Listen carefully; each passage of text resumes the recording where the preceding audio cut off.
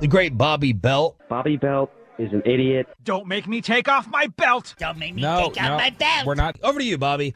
All right. So you want to blow it up? You want to really blow it up? Are you that unhappy with everything? You want to go full Rams, reverse Rams, because it's not F them picks anymore. It's please give us all the picks that we can possibly handle. Let's take a look at what you might be able to get back. So Jared Sandler, Choppy, give me your interpretation of this as well. Sandler sitting in for RJ yesterday. Asked Jerry, I love the question, what about selling? We're just talking about buying, getting on y'all for not adding. What about selling? My interpretation was, y'all correct me on the fan text, he basically said, once you make the decision to pay Dak and CeeDee, you're not selling. You're moving forward. Did you hear that? Did you hear it the same way? Yeah, it was a little bit of word salad, but yes, similarly is kind of how I heard that. All right, well. And that makes sense. It does. When you sign Dak Prescott to this, you're not supposed to be selling. You're not supposed to be blowing up. You're not supposed to be rebuilding. Okay, so let me just throw this out you. What did the Chiefs do when they got rid of Mahomes? I'm sorry, Tyreek Hill. I don't think that's selling. I think that's... Well, it ain't buying. But I think that's... And for the record on that, I think they made him an offer. Like, I don't think they let him go, did they? I mean, they traded him, but yeah, it was they couldn't come to an agreement, and that's the thing. Dallas will absolutely. Sean referenced it a little bit earlier. They're going to face that here soon with Deron Bland and Trayvon Diggs, in all likelihood, because if they're going to pay Micah at the top, they've already paid Dak and CeeDee at the top. You're already paying Diggs a lot of money. You're probably going to have to figure out, all right, what am I going to pay Bland and move Diggs, or do I just keep Diggs and let Bland walk, or move Bland a little bit early? They're going to have to make that decision. I think the Cowboys have this view that anything that isn't buying is selling. Like, if you were to trade Bland or Diggs, that's not necessarily selling. It's just reallocating your assets. Yeah, like then let Byron go. Right. Yeah, I view it similarly. That's not selling. I view it similar to Byron. It's reallocating. Yeah, and that's all you're doing. And I mean, Jerry's a businessman. Like, he would do that in other companies. You're just taking, okay, you got an asset here. We have weaknesses here. You could take from that and sell that person to buy elsewhere. All right, so as we look at this, as we look at your options, you're not able... I'm not going to run through trade scenarios where you trade CeeDee or you trade Dak, because you can't. Like, you can't trade them right now given where their contracts are. So let's look at actual contracts that you'd be able to move and then what you could get back just in a hypothetical world. So the first name that we come to is Micah Parsons. And when you look over the history of what certain edge rushers have gotten back, and then you put a multiplier on, well, Mike is a different type of player from those guys, and try to adjust the value a little bit, what would you assume you could get back for Micah Parsons? 2-1.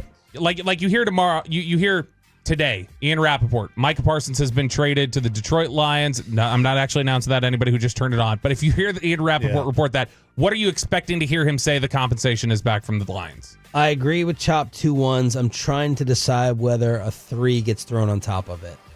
Or player. 2 1s and.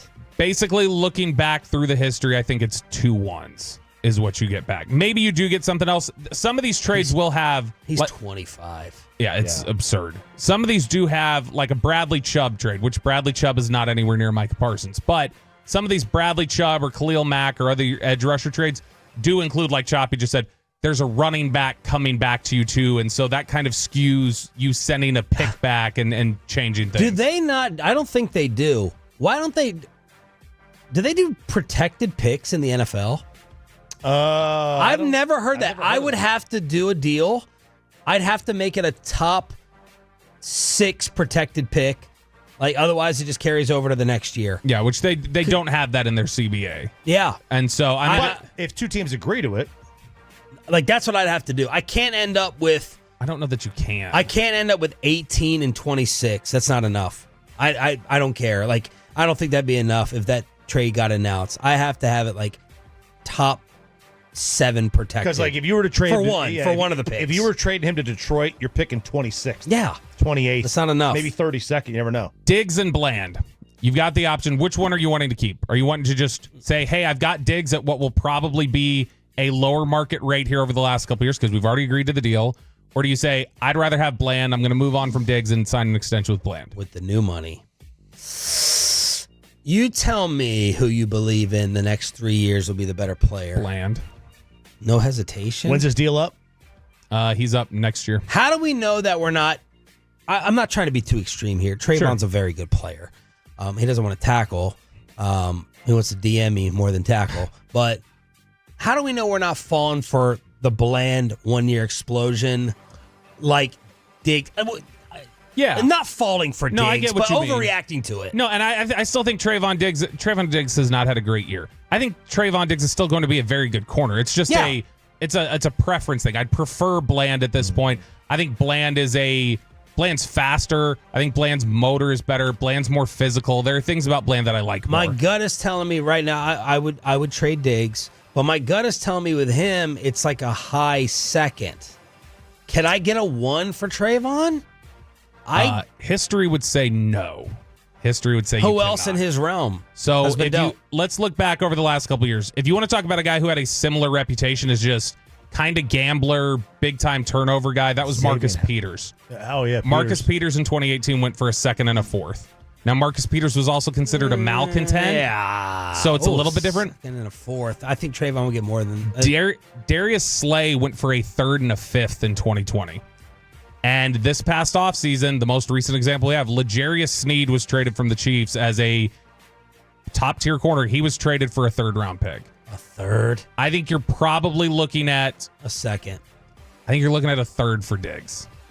Maybe you could get a third that's conditional and it can become a second if he meets certain markers. Those have become really popular in the NFL lately. Is just, hey, if they hit these certain markers, it goes up.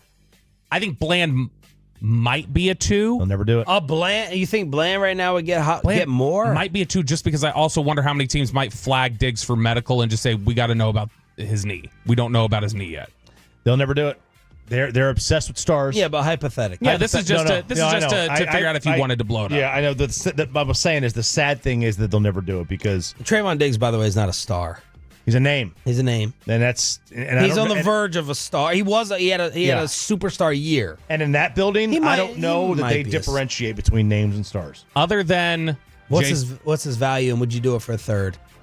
I would say I think Diggs would get a second. Well, listen, if you're gonna his deal is his contract number, Diggs. Oh, he's at like $19 million a year. I mean, if you got a $19 million a year guy and he can't get you more than a third, then you make the deal. He can't get you more than a third. Then you make the deal as who? If you're the Cowboys. If you're the Cowboys. He can't get you more than a third. You can't be paying guys that much that have that low of value. No, I'm saying a second. I'm not trading him for a third. Now, what if you say... And how good is he in the locker room? Diggs, he's somebody who I think is considered, he brings a lot of the juice and a lot of the energy to the secondary. All right. He hears a lot, but he's one of these guys who they feel like internalizes it and motivates him. What am I getting for Tank?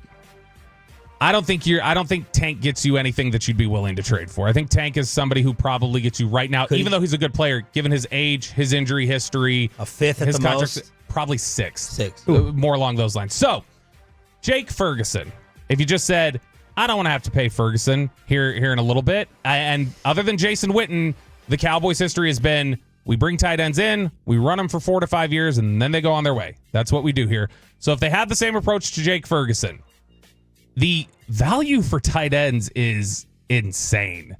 Darren Waller went for a third. TJ Hawkinson, really good player, right?